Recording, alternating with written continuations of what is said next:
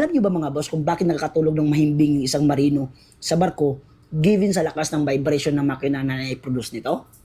Well mga boss, sa video na to pag-usapan natin yan.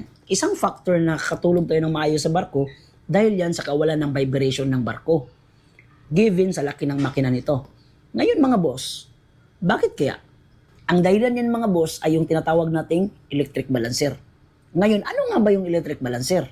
Ang electric balancer mga boss ay isang equipment or machine na tumutulong ma-reduce yung ship's hull vibration by generating counter vibration which is nakalink ito sa main engine revolution natin. Isa sa mga purpose nito mga boss ay mapanatili yung maayos at komportableng environment para sa mga crew. At syempre, mapareduce na rin yung wear sa mga components ng barko. Automatic itong umandar mga boss. Uulitin ko mga boss.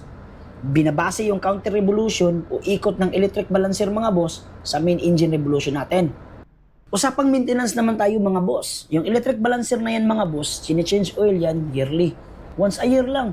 At may oil capacity yan na 70 liters. Pero since bago pa naman yung barko natin, o since bago pa naman itong equipment na to, first 500 running hours ng main engine or first month na takbo ng main engine natin, galing delivery or simula sa pagkuha natin ng barko, o alin man sa dalawa yung mauna, kailangan mo ito i-change oil. Regardless mga boss kung malinis pa yung langis nito. Sa palit naman ng langis mga boss, sa first 500 running hours o first month ng takbo, instead na 70 liters yung isalin mo na langis, which is yan yung total capacity, instead of 70 liters mga boss, gawin mo ngayon ng 75 liters.